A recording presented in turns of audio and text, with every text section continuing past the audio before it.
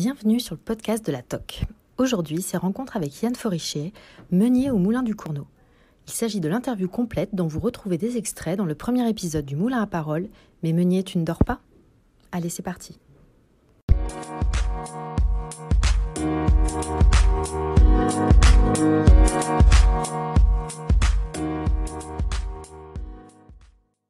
Yann Foriché, bonjour. Alors vous êtes meunier de père en fils et frère. Pouvez-vous vous présenter et nous parler un peu de votre parcours ? Oui, effectivement, nous sommes originaires de Bretagne, du Finistère. Mes parents étaient meuniers, chacun de leur côté, issus déjà de familles aussi de meuniers. Et puis mon père est parti de Bretagne pour faire un tour de France dans un premier temps et quelques pays après à l'étranger. Et donc pour ma part, j'ai fait l'école de meunerie dans un premier temps après le bac et puis une spécialisation en action commerciale. On parle de l'école de meunerie de Surgères, c'est ça ? Alors à l'époque, elle était à Paris dans le 13e et puis effectivement maintenant elle est à Surgères, en Charente-Maritime. Et puis donc ensuite, j'ai travaillé 15 ans avec mon frère aîné, Yvon. Et puis en 2013, j'ai repris un moulin qui est situé à La Ruscade en Gironde. Voilà un peu le parcours. Faut-il nécessairement venir d'une famille de meuniers pour en faire son métier ? C'est plus simple ou comment ça se passe ? C'est vrai que pour être en contact avec la meunerie, c'est assez automatique quand on est issu d'une famille de meuniers. Après, cette école étant ouverte à tous les profils post-bac, il y a en tout cas la formation et surtout pour ceux qui souhaitent se lancer dans l'agroalimentaire et qui dans les industries céréalières en particulier.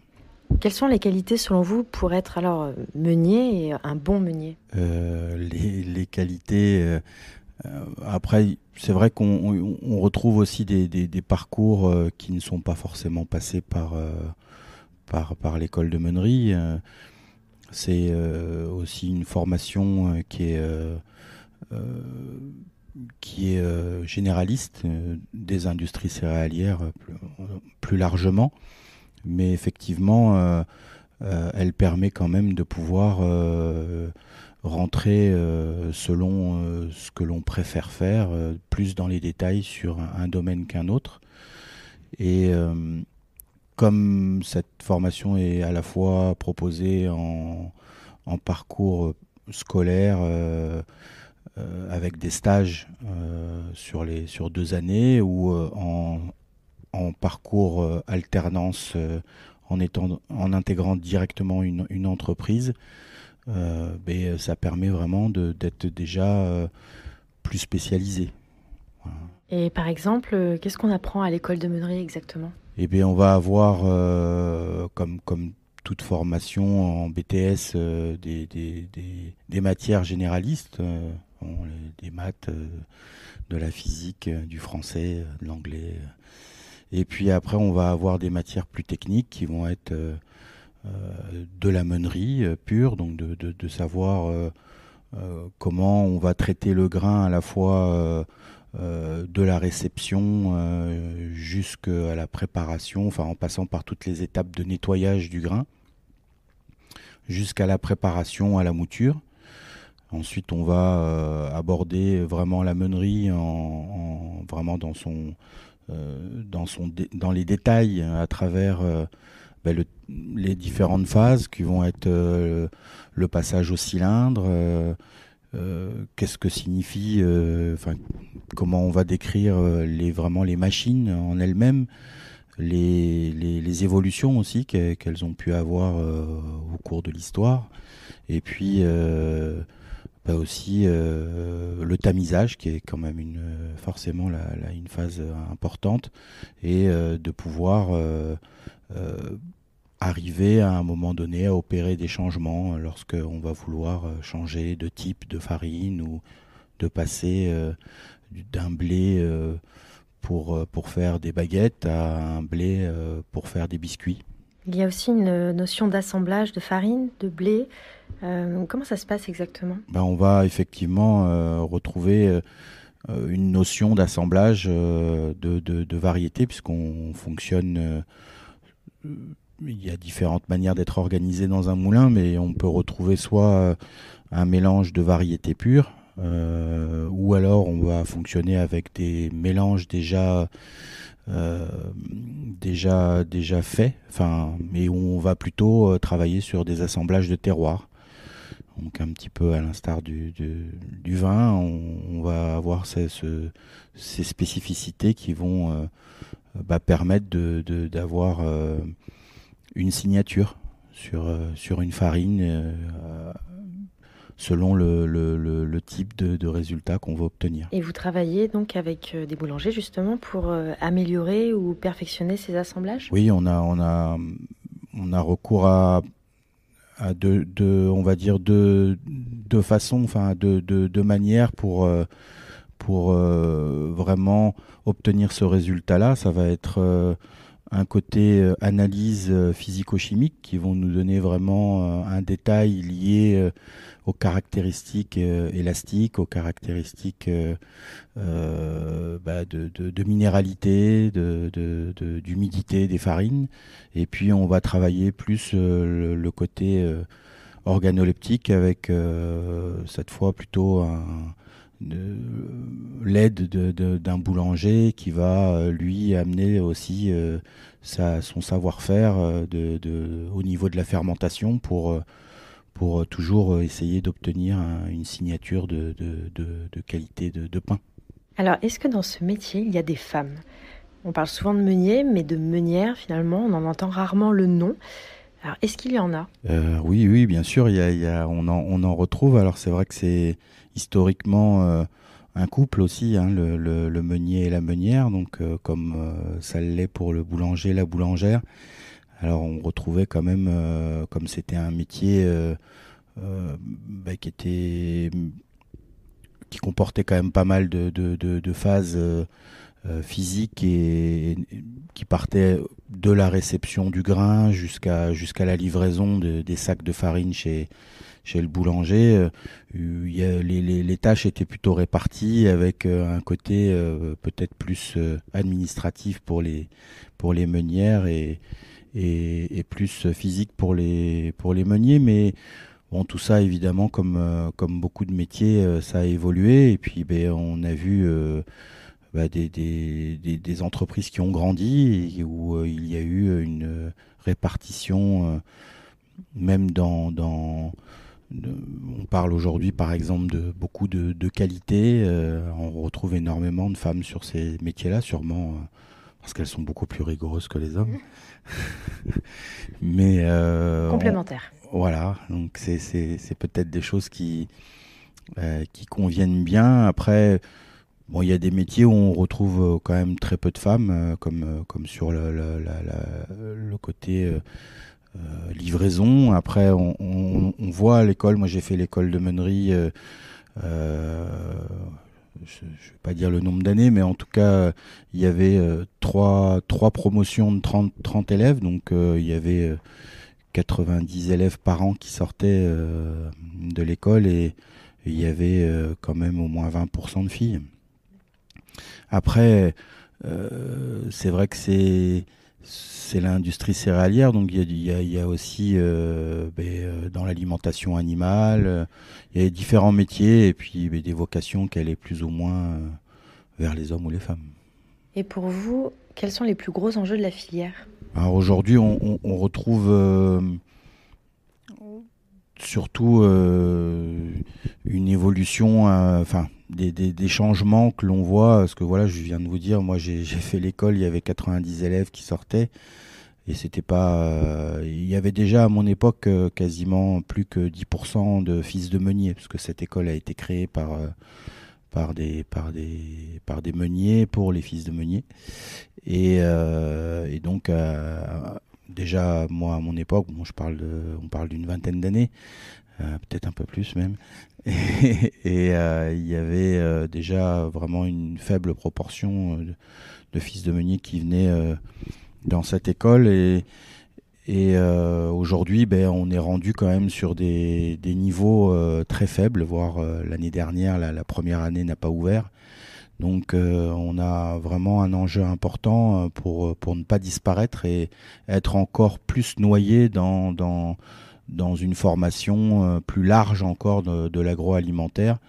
Voilà, bon, c'est quand même vraiment inquiétant d'une part et puis vraiment aussi dommage surtout parce que finalement au monde il en existe 3, donc je trouve que c'est quand même important que la filière continue de porter son école. Et c'est surtout que c'est un très vieux métier et qu'il est toujours d'actualité. Il s'est modernisé et sans doute qu'il y a plein de gens qui ne connaissent pas finalement toutes les choses assez stimulantes qui peuvent se passer dans ce métier qui bouge en fait, qui évolue, et surtout en ce moment où on voit un vrai intérêt sur les matières premières. On voit un regain d'intérêt pour la boulangerie et la typologie des pains. Est-ce que vous ressentez cette espèce d'énergie de la part peut-être des boulangers qui vous font des retours ? Comme beaucoup de métiers, effectivement, il y a une remise en question. C'est vrai que bon, il y a des moments, il y a eu, je vais dire peut-être une période un petit peu plus comme si on avait été dans un ventre mou. Mais aujourd'hui, il y a quand même je trouve en tout cas que les métiers se respécialisent. En fait, il y a eu un moment où on a voulu tout faire. Et comme la boulangerie, et je pense qu'aujourd'hui il y a vraiment de la place pour être de nouveau spécialisé et d'avoir bien sûr un côté local, ça reste important, mais il n'y a pas que ça. On n'est pas forcément légitime juste parce qu'on est local, mais il y a quand même aussi beaucoup de possibilités de se diversifier et de se démarquer. Et donc, ce métier de meunier permet aussi de le faire. C'est même vraiment un enjeu de pouvoir le faire. Après, et ce qu'il y a de super aussi intéressant, c'est qu'il y a des entreprises qui peuvent être en période de transmission. Et voilà, tous les enfants de meuniers ne font pas le métier, n'épousent pas le métier de meunier. Donc ça permet à d'autres qui viennent d'autres horizons s'ils sont passionnés, de pouvoir aussi réaliser, de mettre en pratique leur passion et de pouvoir reprendre une entreprise qui peut leur permettre d'exprimer ce qu'ils souhaiteraient voir pour demain. Et alors, qu'est-ce que vous souhaiteriez sur le court et le moyen terme pour la profession ? Mais c'est vraiment une filière pour moi qui a besoin de se poser toujours. Beaucoup le font, mais on est vraiment dans une période où on peut rebattre les cartes, que c'est pas simplement parce qu'on est plus grand, plus gros, encore plus de volume que l'on peut réussir. Je pense qu'on peut y arriver en restant à une échelle locale, régionale, et il faut par contre qu'il y ait à la fois une formation qui continue, qui s'ouvre aussi vers l'extérieur, parce que c'est vraiment important d'aller voir un petit peu ce qui se fait chez les autres. Il faut rester hyper curieux, se remettre en question régulièrement.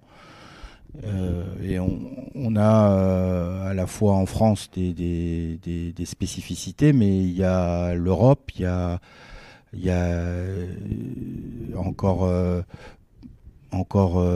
plein de manières de faire différentes, même si c'est du blé au départ et c'est de la farine à l'arrivée. Mais les pratiques sont quand même très différentes, très diversifiées. On a effectivement en France un savoir-faire, Mais on n'est pas les seuls et c'est important d'aller voir ailleurs ce qui peut se faire. Je pense qu'il y a aussi le côté des langues étrangères qu'il est important de pratiquer pour pouvoir justement bien comprendre ce qui se fait par ailleurs. Et puis, à travers cette transmission, ce savoir-faire appris, c'est cette école qui doit redémarrer, permettre justement à des transmissions plus, je vais dire, naturelles. Voilà, parce que il faut quand même se demander à un moment donné l'avenir. C'est quoi l'avenir pour ces entreprises familiales? Et c'est bien qu'il puisse y avoir des opportunités pour tout le monde, que ce soit pour quelqu'un qui veut transmettre son entreprise et à quelqu'un qui a envie de reprendre, de pouvoir créer, de pouvoir faire quelque chose ensemble. Oui, parce qu'on est d'accord, il y a toute taille de moulin en fait en France. Oui, c'est vraiment... Il y a des écarts qui sont vraiment pas imaginables. Ça peut aller du couple jusqu'à des centaines d'emplois. Donc effectivement, ça s'appelle toujours pareil, mais les enjeux sont pas tout à fait les mêmes. Et vous, par exemple, votre moulin, c'est à peu près quelle taille? Alors aujourd'hui, nous transformons environ 3000 tonnes de blé et ça représente à peu près 14 personnes, sachant que nous formons énormément. Et pour vous donner un ordre d'idée, cette année, nous avons 3 personnes en formation, pas que à l'école de meunerie, hein, mais voilà, on a 3 personnes sur ces 14 qui sont en formation. Et sur les 8 années qui viennent de se passer, moi j'ai formé quasiment au moins une personne tous les ans et j'ai conservé 3 personnes depuis que j'ai commencé, quoi. Donc c'est pour ça que je suis effectivement très concerné par la question. Alors, est-ce qu'on peut parler de positionnement par rapport à l'offre que vous proposez aux boulangers? Est-ce que c'est une notion que vous pouvez définir et délimiter en termes d'offres et de produits que vous proposez? Du bio, des blés anciens. Comment vous pourriez expliquer comment vous vous positionnez? Moi, effectivement, nous avons fait le choix de travailler avec des artisans boulangers et d'être à leur écoute et de faire des propositions par rapport à leurs attentes et évidemment aussi quand même un peu par rapport à nos convictions. Ça oblige à regarder ce qui se fait en amont et ça oblige aussi à bien regarder ce que le devenir de notre matière première, enfin la matière première pour le boulanger. Et nous avons vraiment fait le choix de travailler sur des farines les plus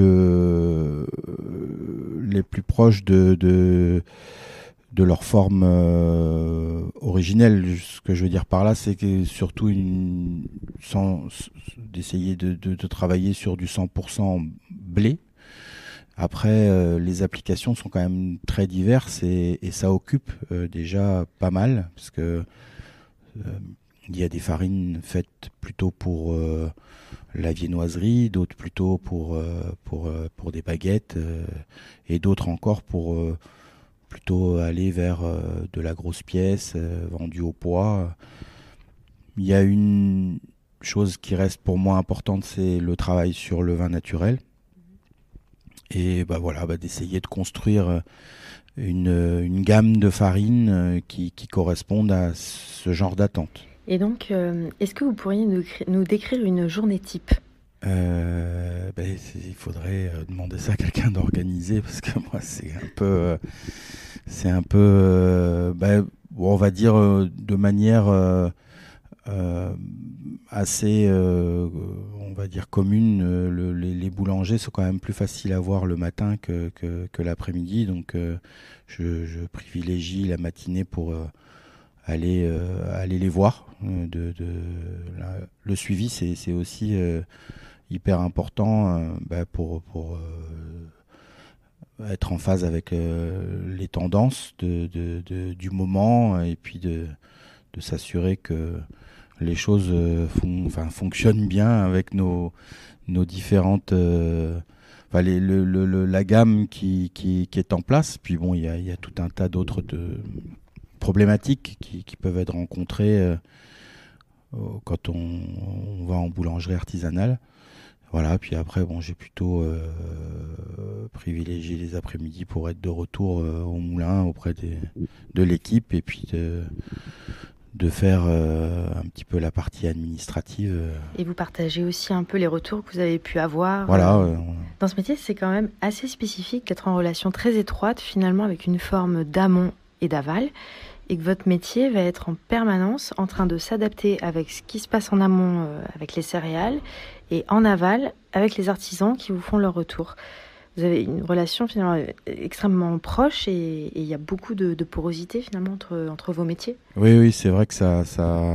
Bon, après, c'est pour moi la bonne manière. Maintenant, après, et la spécificité du choix que nous avons fait sur la boulangerie artisanale, c'est d'être effectivement d'essayer de coller toujours à la réalité de ce qui se passe, la réalité des fournils, quoi. Et après, ce qui évolue bien, enfin ce qui évolue et qui est très intéressant, c'est qu'on a quand même une personne qu'on a un petit peu à un moment donné peut-être oublié, en tout cas dans notre métier de meunier, c'est l'amont, justement les agriculteurs et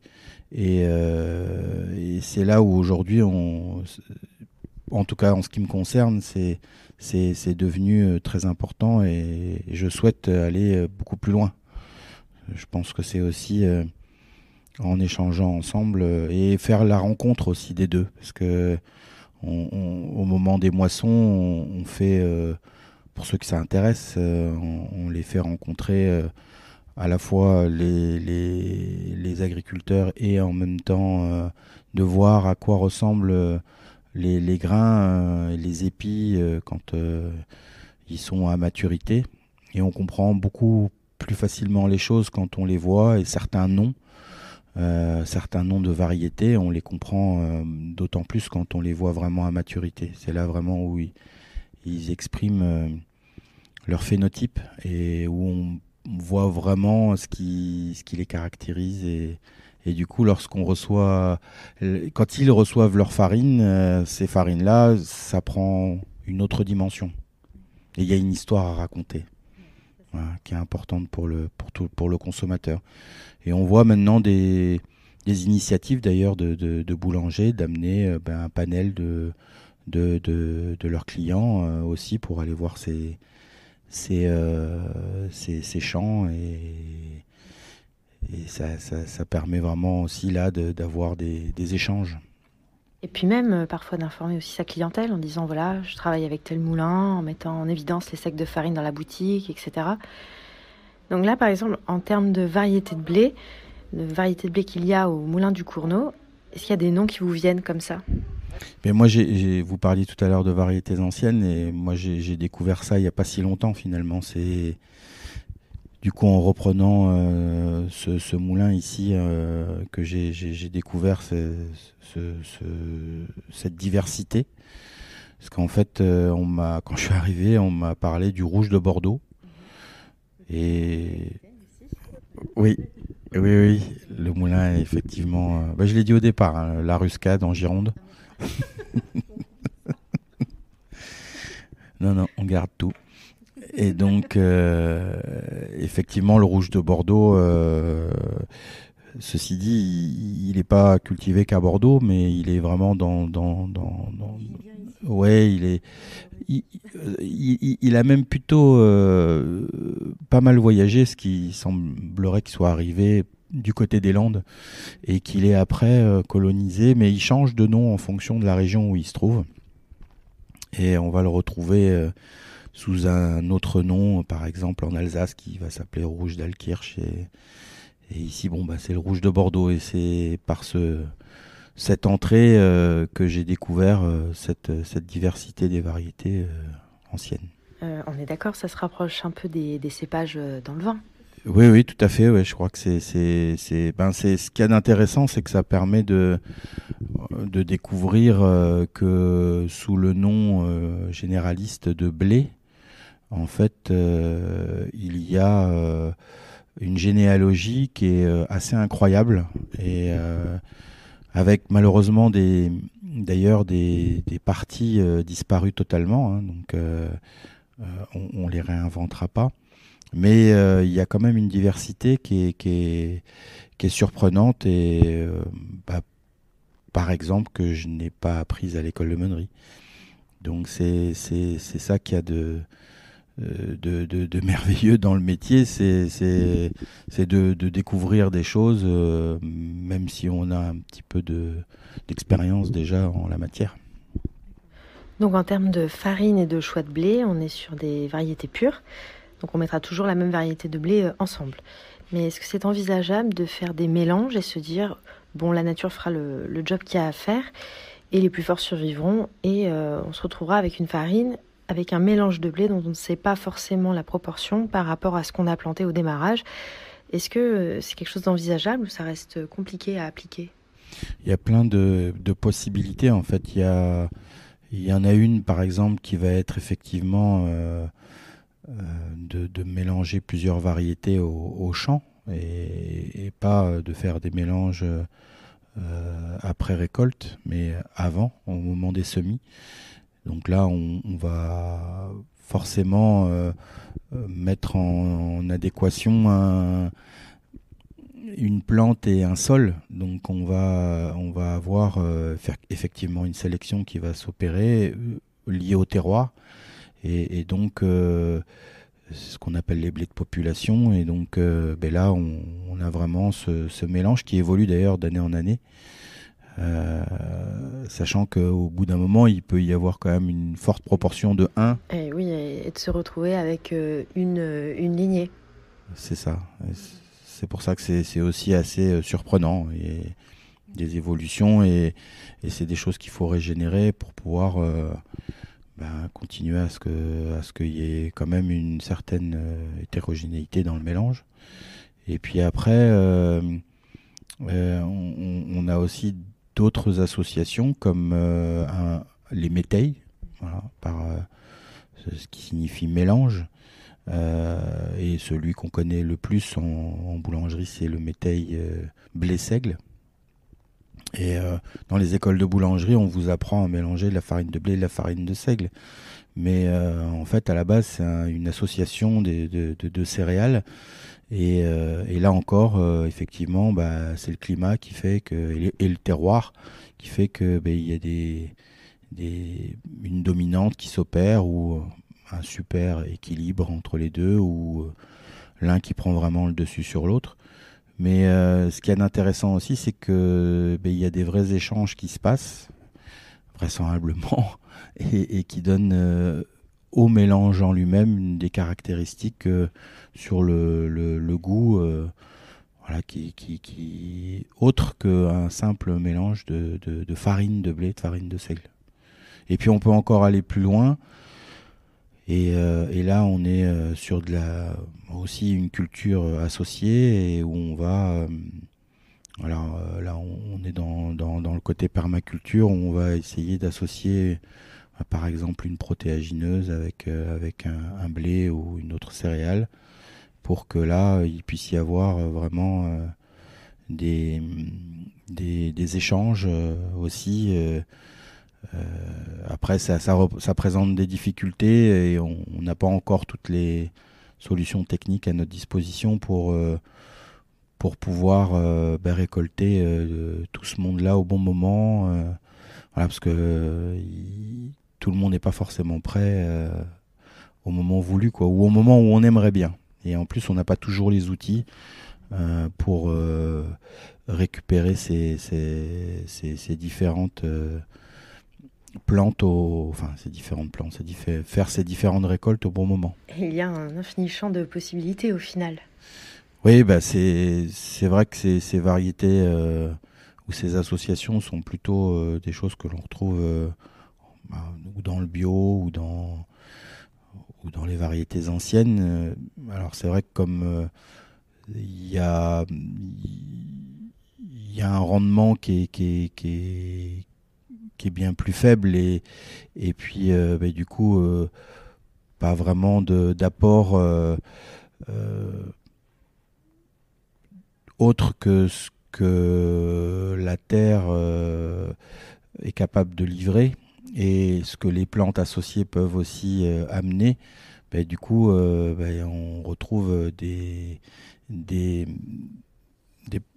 spécificités des graines qui sont quand même plus faibles vis-à-vis de la panification. Après, je pense que c'est aussi une adaptation des méthodes de panification et du coup le savoir-faire du boulanger qui est à travailler, à remettre en question, à adapter pour obtenir un résultat tout à fait agréable et de qualité. Et de qualité, oui, tout à fait. C'est vrai. Il y a un infini champ de possibilités au final. Oui. De ce que je comprends. Oui, il y a vraiment de quoi là encore se démarquer et d'arriver à avoir beaucoup d'individualités qui se mobilisent et qui peuvent surtout offrir un panel aux consommateurs très large. Merci Yann. Alors j'ai encore une question, j'aimerais savoir par curiosité, quel est votre meilleur souvenir de goût ? Vous voulez dire au niveau du pain ou au niveau de... Les deux. De façon très, très récente, j'ai pu redécouvrir une façon de cuisiner les abats qui était assez sympathique. Voilà, bon, c'était de la cervelle d'agneau en particulier, qui est quand même pas on n'en trouve pas où on veut. Chez un chef ? Non, pas particulièrement. Plutôt des spécialistes de viande et de cuisine un petit peu de ces abats là du côté de Lyon, tout dernièrement à l'occasion du Syrah. Voilà. Après sur la partie plus précisément du pain, j'ai été assez bluffé par un mélange de populations d'ailleurs, donc qui était parce que j'ai vu faire la farine, donc ça me permet de pouvoir m'assurer qu'il s'agissait que de blé, parce que des fois il peut y avoir des petites graines qui s'insèrent dans les mélanges de blé qui donnent une connotation un peu épicée. Et là, c'était que du blé et j'ai vraiment eu cette sensation de retrouver de la cannelle dans le pain. Et c'est la fermentation jusque-là m'avait pas sans aucun apport extérieur, et que c'est la première fois que je ressentais ça. Et on peut savoir où, quand et comment ? Eh bien, c'est un mélange de populations qui vient du Gers, voilà, à proximité. Enfin, c'est un paysan là qui nous propose son blé de population et travailler à 100% sur le vin avec la farine. Enfin, le rafraîchi du levain fait à partir de ce blé-là sur une longue fermentation la veille pour le lendemain. Et voilà, comme c'est sur plutôt des grosses pièces, on avait quand même une cuisson assez longue aussi. Et l'ensemble a fait... voilà. Donc mémorable. À manger peut-être toasté avec du beurre. Déjà nature, c'était vraiment pas mal, mais effectivement, toasté, ça doit être encore un peu plus souligné. Donc pourquoi pas Et au c'est ça qui est petit-déj. intéressant aussi de cet assemblage, c'est cette réflexion, c'est de voir son aboutissement sur une table, quelle que soit l'occasion, sur une table de restaurant ou à la maison. Et c'est ça qui est intéressant aussi de cet assemblage et de cette réflexion, c'est de voir son aboutissement sur quelle que soit l'occasion, sur une table de restaurant ou à la maison, et d'en voir une dimension incroyable, un souvenir incroyable, parce que l'alimentation, ça reste des choses qui nous relient à notre histoire, à nos souvenirs d'enfance, à des choses familières et réconfortantes.